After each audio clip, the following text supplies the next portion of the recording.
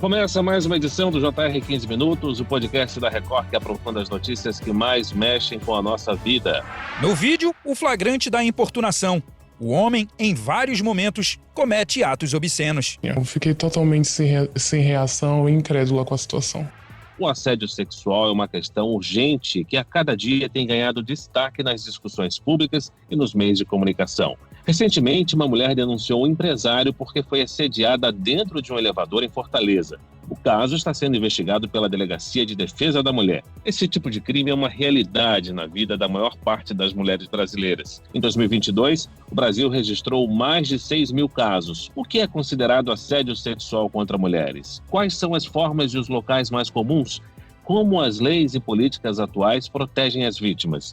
Elas são suficientes? O JR 15 Minutos de hoje discute os principais pontos deste crime sexual com Nathalie Malveiro, procuradora de Justiça Criminal do Ministério Público de São Paulo. Seja bem-vinda, doutora. Olá, Luiz. Obrigada pela oportunidade de poder trazer esclarecimentos sobre esses assuntos tão importantes. E quem nos acompanha nessa entrevista é Giovana Rizardo, repórter do Jornal da Record. Giovana, em Fortaleza, uma nutricionista foi assediada dentro do elevador e a câmera de segurança registrou tudo, né? Oi, Fara. Olá, doutora Nathalie. Exatamente, Fara. Um ex-empresário de uma banda foi denunciado por uma mulher por importunação sexual em um elevador em um prédio residencial em Fortaleza. Esse caso ocorreu no mês passado, mas só ganhou repercussão esta semana, quando a vítima resolveu falar sobre o episódio registrado por câmeras de segurança. A Delegacia de Defesa é a responsável pelas investigações sobre essa denúncia. Doutora, este caso não é isolado, né? O assédio sexual é um problema grave que afeta pessoas em diversos contextos. Ambiente de trabalho, instituições de ensino, espaços públicos e até mesmo no âmbito doméstico, né? São vários espaços diferentes. Giovana, é exatamente isso que você colocou. É só importante a gente deixar claro que quando a gente fala em assédio sexual, na verdade existe um termo mais amplo, né? Que é usado pelas pessoas leigas, enfim, por todos nós no nosso dia a dia. E ele funciona como um guarda-chuva de várias outras condutas que são previstas no Código Penal como crimes. Então, o assédio sexual, na acepção jurídica do termo, é aquele praticado dentro de uma relação de hierarquia. Então, o empregador contra a empregada. Mas, como a gente usa normalmente, ele pode incluir, por exemplo, a importunação sexual, que é justamente esse caso do elevador, ou até mesmo um caso de estupro, que é uma violência sexual mais grave. Agora, doutora Nathalie, como esse tipo de comportamento indesejado se manifesta? O que é considerado assédio sexual contra mulheres? O assédio sexual, nesse termo amplo, ele pode ser desde, por exemplo, uma cantada grosseira, né, com o uso de palavras inadequadas, relacionadas à intimidade sexual da mulher, quanto a um estupro, que aí já é realmente uma prática sexual indevida com violência contra essa mulher.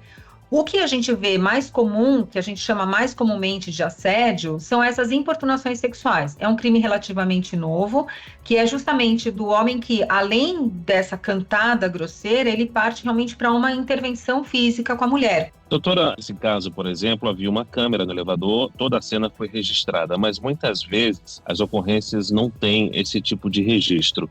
Basta a denúncia da mulher contra o agressor para se configurar esse tipo de crime? É necessário que haja uma testemunha, por exemplo? Como é que funciona essa questão na prática para que uma mulher possa fazer a ocorrência, possa denunciar e se defender? Luiz, a questão da prova é o nosso maior problema quando se trata de crimes sexuais, né? De crimes cometidos contra a dignidade sexual, que seriam todos esses crimes que a gente chama normalmente de assédio. Claro que esses crimes são cometidos normalmente em locais em que não há testemunhas, né? Muito raramente o agressor pratica essas condutas em local em que há muitas testemunhas. Às vezes isso acontece, mas muitas vezes a gente não tem essa testemunha, né? Muitas vezes o estupro, e quando a gente fala em estupro, a gente tem que lembrar dos estupros de vulnerável, de meninas menores, né, de 14 anos de idade. Esses estupros são praticados no interior da casa sem testemunhas. Então, o que a gente entende e o que o protocolo para julgamento com perspectiva de gênero, que é um documento muito importante estabelecido pelo Conselho Nacional de Justiça, determina, é que a palavra da vítima ela é suficiente para a condenação. né? Ao contrário de muito tempo atrás, em que a palavra da vítima não valia, em que se ponderava entre a palavra da vítima e a palavra do autor do fato, agora a jurisprudência vem encaminhando e a gente tem esse instrumento forte, que é o protocolo do Conselho Nacional de Justiça, que é uma determinação para os juízes. Então, temos essa imposição de que a palavra da vítima, ela é suficiente. O autor do fato, ele tem que desconstruir essa versão, ele tem que comprovar que a vítima mentiu. Então, a gente parte de uma nova perspectiva de garantia desse direito da vítima de ter reconhecido a sua palavra. É muito comum mulheres, eu já peguei inúmeros casos de mulheres que são importunadas sexualmente por médicos, ou por fisioterapeutas, ou por acupunturistas, durante uma consulta. E nesse ambiente, invariavelmente, vai estar ela e o autor do fato, o médico, ou o fisioterapeuta, ou o acupunturista. Então, é muito importante que a gente dê valor para a palavra dessa mulher. Doutora, a identificação do assédio sexual é crucial para combater essa prática, né? Muitas vezes as vítimas enfrentam barreiras muito significativas para denunciar os agressores. Não, as mulheres enfrentam muitas barreiras, né? O que a gente vê no dia a dia do nosso trabalho, na promotoria de justiça, nos processos, é que as mulheres, elas relutam muito em oferecer uma denúncia, né? Em fazer esse registro dessa ocorrência. Primeiro, elas imaginam que ninguém vai acreditar nelas, né? Elas imaginam que elas vão ser desacreditadas, que elas vão ser ofendidas, que elas vão ser depois... que a história vai toda se inverter contra elas, e muitas das vezes, Luiz, é o que a gente vê acontecer mesmo no sistema de justiça. O sistema de justiça, infelizmente, ainda está pouco preparado para enfrentar as questões da violência de gênero. O sistema como um todo, né, juízes, promotores de justiça, advogados, ainda tem muito intrínseca aqueles estereótipos de gênero de que a mulher é manipuladora, de que a mulher é mentirosa, de que a mulher quer tirar vantagem daquela situação, né? Então, isso tudo acaba sendo usado contra a mulher. Eu já trabalhei em casos, por exemplo, em que a mulher tinha sido assediada pelo médico, né, por um médico acupunturista, ela foi procurar um tratamento para ansiedade, e esse próprio médico depois usou em defesa as bulas dos remédios que essa mulher usava para dizer que ela tinha, enfim, tido um surto psicótico ali na hora. Agora, casos envolvendo figuras públicas e celebridades têm ilustrado o tamanho desse problema. Seja na indústria do entretenimento, na política, no esporte, doutora, o assédio sexual não se limita a um único setor ou perfil da sociedade, pelo que parece, né? Eu acho que se a gente tiver que limitar um perfil da sociedade, a gente limita em mulheres, né, em geral. Os assédios são muito maiores, muito mais significativos em relação às mulheres. Aliás, todos os crimes sexuais, desde os estupros de vulnerável, a gente vê mais vítimas mulheres do que vítimas homens, então mais vítimas meninas do que vítimas meninos, né? Então, o que a gente pode fazer um recorte é um recorte de gênero. Em relação à posição social, à instrução, à capacidade financeira, aí a gente já não tem mais recorte nenhum. Claro que a gente vai ter formas de solucionar diferentes, né? Então, mulheres com mais capacidade financeira, com mais acesso à instrução, elas vão ter outros caminhos para fazer essa persecução criminal, né? Elas vão ter outros elementos ali que vão auxiliar. As mulheres mais vulneráveis, né, sobretudo mulheres negras, mulheres pobres, vão ter mais dificuldade, porque elas vão depender só de um registro de ocorrência, elas vão depender só dessa interlocução com a polícia, então isso acaba sendo uma barreira a mais, mas infelizmente eu costumo dizer que os crimes contra as mulheres, eles são cruelmente democráticos, né? Eles atingem todas as mulheres mais ou menos da mesma forma. Agora, como que o assédio sexual afeta a saúde mental e emocional das mulheres, doutora Nathalie? Quais são os principais impactos após ocorrências como essas? Olha, os impactos são enormes, são duradouros, as mulheres desenvolvem síndrome de pós-traumática, né? Enfim, ficam com depressão, desenvolvem ansiedade. Normalmente, o autor do fato já busca mulheres que já tenham alguma vulnerabilidade. Então, quando a gente fala de médicos, já buscam mulheres que já foram buscar o serviço médico por conta de uma depressão pré-existente. Então, isso tudo acaba sendo aumentado depois de uma ocorrência como essa, né? A exposição que ela tem, depois ela tem questionamentos da própria família, ela mesma se questiona se ela deu abertura para aquela situação, no que ela colaborou para que aquilo tivesse acontecido, quando, na verdade, ela não colaborou em nada. Então, são vários os problemas, inclusive problemas físicos que elas acabam desenvolvendo depois, por conta de todo esse essa carga emocional que vem junto com esses crimes contra a dignidade da mulher. Quase metade das brasileiras sofreu algum tipo de assédio sexual em 2022, segundo pesquisa do Datafolha.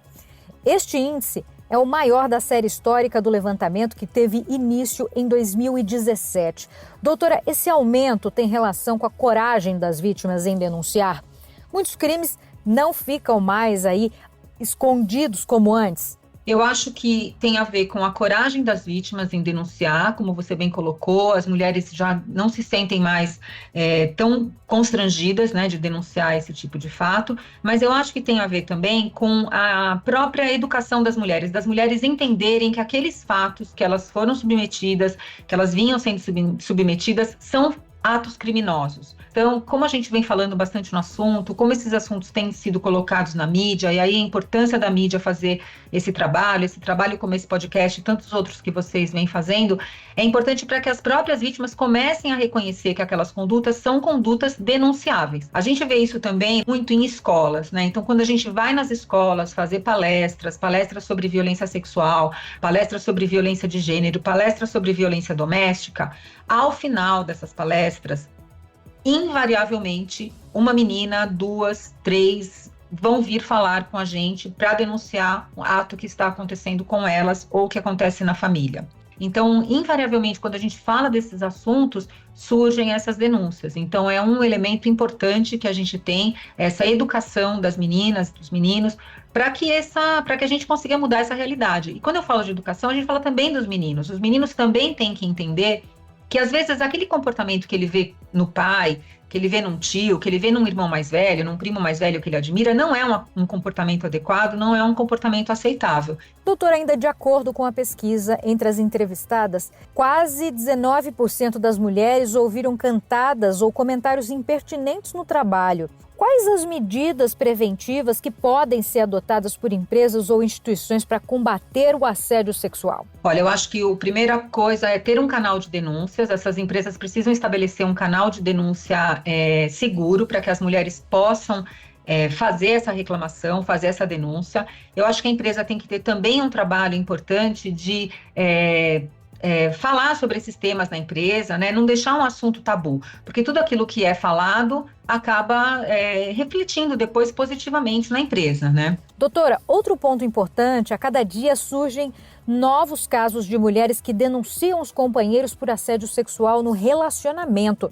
Mesmo existindo um vínculo, seja um casamento, namoro, uma união estável, é sempre necessário o consentimento. Mas nesses casos, é ainda mais difícil para a mulher, para ela perceber esse abuso? Sim, é mais difícil porque a gente tem aquela ideia de que a mulher ela tem a prestação sexual, né? Que era uma ideia antiga do nosso Código Civil, que a mulher estava obrigada à prestação sexual. Então, dentro lá do casamento, a mulher era obrigada a praticar os atos sexuais no momento e da forma como o marido quer. O que é hoje em dia, né? O que a lei diz hoje em dia é que não existe mais essa obrigação sexual de nenhum parceiro para com o outro, né? Então a mulher, ela mesmo casada, mesmo vivendo bem com o marido, ela pode se recusar a uma determinada prática sexual, a prática sexual em determinado momento, né? Ou em uma determinada condição, por exemplo, ela não quer manter relações sexuais com o marido quando ele estiver embriagado, por exemplo, e é um direito que essa mulher tem, né? Então isso fica claro, a prova fica muito mais difícil de se fazer, porque aí é algo que aconteceu internamente ao casal, mas de novo, a palavra da mulher aqui, ela vai prevalecer. É a palavra da mulher que vai ser considerada quando a gente falar sobre importunação sexual, quando a gente falar sobre estupro marital. As vítimas de assédio têm o direito de buscar apoio psicológico e jurídico, né? Existem organizações e serviços especializados que oferecem assistência e orientações sobre como proceder nessas situações? Olha, tem sempre várias ONGs, né, várias organizações não governamentais que prestam esse serviço,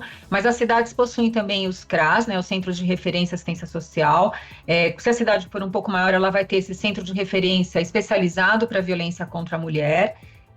Lá ela vai encontrar psicólogos, ela vai encontrar pessoas que vão fazer esse acompanhamento dela, que é muito importante para que ela se fortaleça, para que ela consiga levar aquela denúncia adiante. Ela sempre pode procurar o Ministério Público do Estado de São Paulo. Em toda a comarca tem um promotor de justiça, uma promotora de justiça que vão estar capacitados para atender essa mulher, para fazer esses encaminhamentos para a rede de assistência. E ela tem que contar realmente com o apoio de outros, porque é muito difícil você conseguir superar uma situação dessa sozinha. Nós chegamos ao fim dessa edição do 15 Minutos. Eu agradeço a participação de Nathalie Malveiro, Procuradora de Justiça Criminal do Ministério Público de São Paulo. Obrigado, doutora. Obrigada a você, obrigada, Luiz, obrigada, Giovana, e estou à disposição para a gente poder falar mais sobre esse tema. Agradeço também a presença da repórter do Jornal da Record, Giovana Rizardo. Valeu, Giovana. Obrigada, Fara, mais uma vez pela oportunidade e por trazer aqui esse assunto tão importante. Esse podcast contou com a produção de David Bezerra e dos estagiários Fernando Russo, Isabela Santos e Yasmin Logrado. Sonoplastia de Diego Marcondes. Coordenação de conteúdo Edivaldo Nunes e Deni Almeida. Direção editorial Tiago Contreira. Vice-presidente de jornalismo Antônio Guerreiro. Você pode acompanhar o JR 15 Minutos no portal r7.com, nas redes sociais do Jornal da Record e nas principais plataformas de streaming. Te aguardamos no próximo episódio. Até lá!